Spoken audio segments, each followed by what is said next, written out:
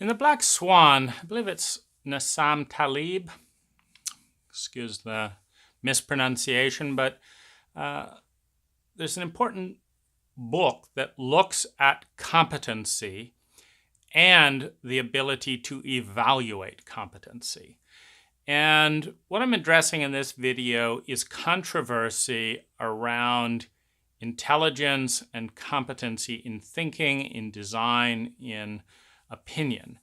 And, and I would lead in by saying and echoing something that I think is true, which is that a majority of people are not highly competent in a given arena. Now, it's not black and white. There's less scientific areas that tend to have a wider range, like therapists. There are a lot of therapists that are terrible therapists. But in part because there's no framework within therapy to evaluate it. There's no reference point. Therapists don't routinely give their clients a questionnaire and a responsibility to follow up a year later after therapy to see exactly how they were benefited. And so they can have a non-data-based assumption that they're a great therapist, just doing whatever they do, without any accountability. And so, but even though there's a good percentage of therapists that are mediocre and at times destructive, most of them will consider that they're great therapists. And I have a personal gripe around therapy myself because I've spent $150,000 with roughly 30 practitioners in different areas, and a lot of that money has been wasted. And I've gotten to see, areas of competency and areas of incompetency and areas it's just hard to tell. So there's a couple of pieces around this that I want to talk to. I've been right 80% of the time, deviating from the majority when it comes to technical things. I say when it comes to technical things because, for example, the stock market is not entirely technical. There's a tremendous amount of our culture that is majority-based, meaning the Maslow's hierarchy of needs, survival, security, love, and belonging. First of all, they tie in heavily because in any economy, and our survival protocol is economy-based. And if you don't have money in this culture, you don't survive. And if you do, you survive, and money is produced with relationships with the majority, which means that if the majority thinks that you're a great person to spend money on, you have money. And if the majority doesn't, you don't.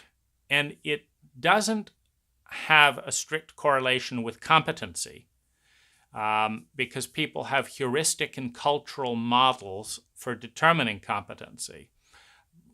There's plenty of people who have lost, their savings and their investments because their basis for investing in someone was they were handsome, they had good jokes at a cocktail party, and they wore a certain suit that looked distinctive. And that's it. And they put their money in their fund or whatever, and and of course the fund manager got their commission and the other person lost their money. We have so many areas in our culture, we don't even have the competency to determine what establishes competency. And yet we all have an opinion of who is and isn't competent, which means we're using heuristics that are often unfounded. And as a general species rules, people who are highly confident always get the vote of an uninformed majority, which is one reason why most of the pundits on TV have a highly confident attitude in what they assert, but what the research underlying the black swan, for example, in statistics, found that if you take all the pundits who are all confident on TV, you find out that a majority are wrong the majority of the time by a significant margin. And yet people still listen because we're terrified of thinking as a culture. And so we turn to whoever seems to know what they're doing the most, which is often an act, because that's who gets turned to. In other words, you want a job as a TV personality, just be highly confident and dogmatic, and you will be very popular amongst a majority of people who have instinctual leanings in your direction, whether it's supported by evidence or not. And they'll stay with you despite the evidence of your ongoing incompetence. We can see it with Trump right now. We want someone who looks like they know what they're doing and who has confidence. And so this is a very strong magnetic pull in our culture. So I do not have that degree of confidence in the sense that, first of all, I know there's always a chance that I'm wrong. I also know that what's good by one metric is bad by another metric. There's a correlation. When one thing goes up, another thing goes down. So even when I know how to bring something up and another thing down, I'm not always confident that it's the right thing to bring up and down. I'm confident it'll bring it up and down most of the time. But I've lived my life being told that, what I was about to do or what I was doing or what I had done was wrong. And I always knew it could be. But every time I went against the grain, my life would get better. And so I have a statistical framework of looking back at things that most people don't have. And I'm very aware of my faults and very aware of my mistakes and shortcomings. But I'm also aware that I'm statistically more competent as a thinker than many people I engage with. And it tends to be the most intelligent and confident people who are thoughtful who validate that. It's some bimbo who's been in abusive relationships all their life that tells me that I'm weird and that she doesn't like weird guys. And then it's some award-winning author with multiple university degrees who's a psychotherapist and an entrepreneurial millionaire who tells me I'm the most interesting person that she's ever talked to and she'd like to marry me. And so there's, it's like, what do you do with this noise? And I haven't figured out exactly what it all means because we're a culture that doesn't allow for deep dives to really analyze a lot of this information. The person that says I'm weird is out of there. They're not interested in a 3-hour conversation, nor do they have the capacity to elucidate what is and isn't different, or to distinguish between what is different and positive versus what is different and negative based on what values. That's not their competence. And so, I have, a wide range of inner personas and inner data sources, anomalous data, and often polarizing feedback that I have to sift through and make sense of because no one else is going to sit down and sift through it and help me make sense of it. And as far as I can see, highly articulate, intelligent people who are not afraid of the unknown praise me very highly, often in the top 1 or 2% of competency or originality, some praise of something that our culture thinks is good. Some people have said I'm very intelligent or something like that. So that's one bit of data. And then there's a whole, chunk of people that I make very uncomfortable.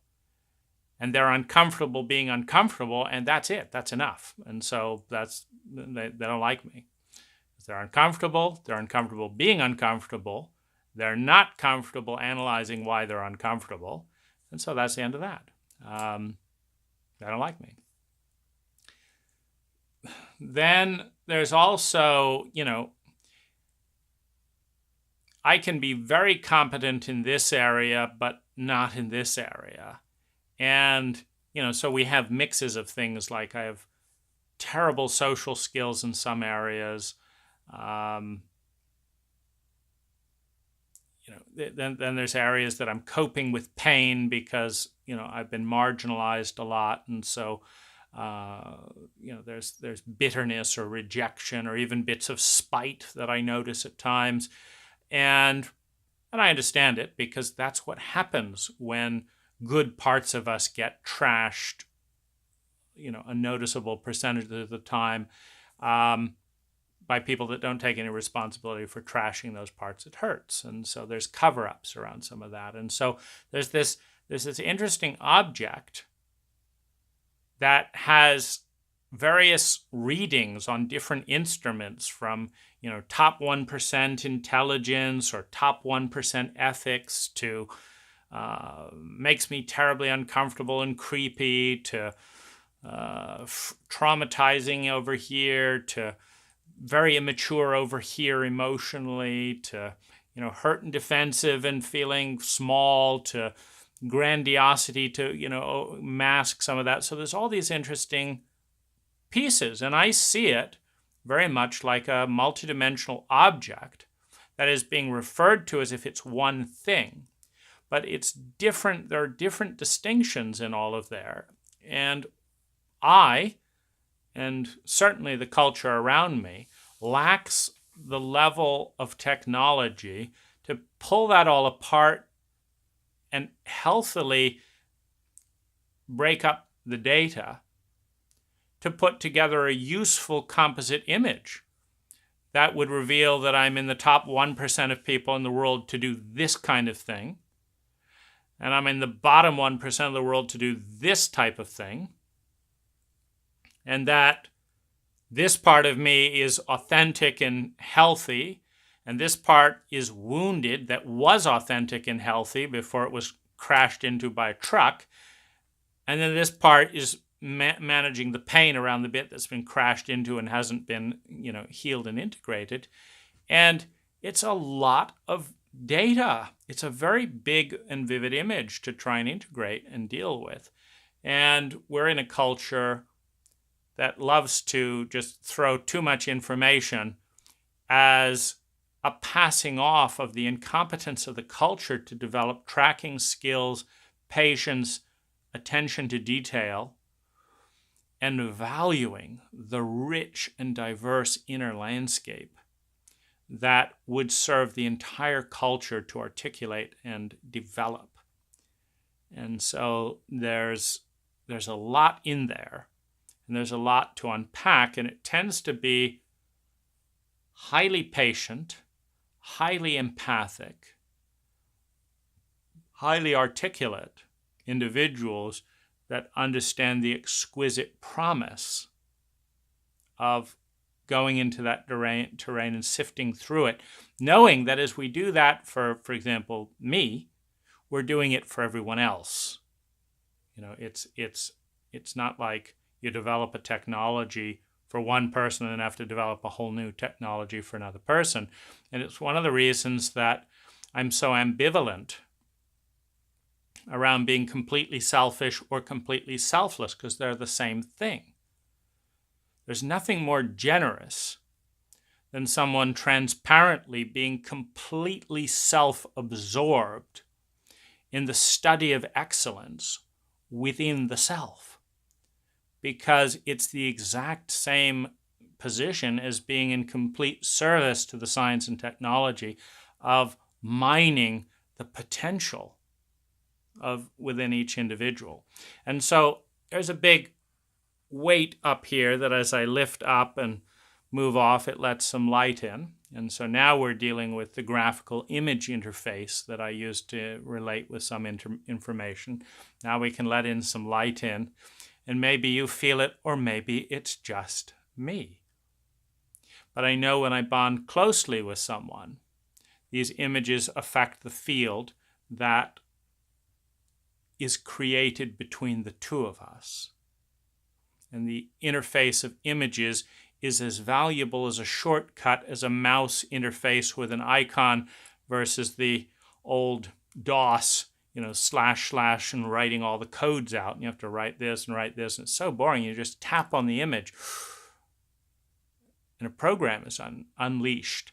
And poetry and sound and art and touch, they're feminine-based interface programs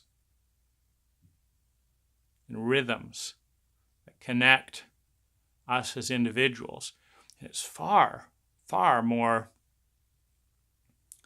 elegant and beautiful, which is why it's so sad that all of my feminine interfaces have been cultivated outside of our culture and outside of school.